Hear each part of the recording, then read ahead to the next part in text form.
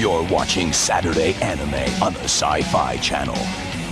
Greetings, this is Reverend Paul, and this is Studio Chojin Raw, and today we are going to be talking about Godzilla Minus One. Godzilla Minus One is a 2023 Godzilla movie directed by Takashi Yamazaki. Even though we've had a lot of Godzilla movies over the past couple of years, like Godzilla vs. Kong and Godzilla King of the Monsters, what separates Godzilla Minus One from those films, Godzilla Minus One is the first Toho Godzilla movie since Shin Godzilla. Now, Takashi Yamazaki not only directed Godzilla Minus One, he also wrote the film and worked on the film's VFX. I'm not super familiar with Yamazaki's filmography. I've seen a couple of his films before. Years and years ago, I saw Returner, and I remember thinking it was pretty good. It wasn't like the greatest thing in the world, but I remember it being enjoyable. And I saw Lupin the Third, the First, which I thought was very cool. Yamazaki is also a lifelong Godzilla fan. He had previously put a Godzilla cameo in his film Always Sunset on 3rd Street 2.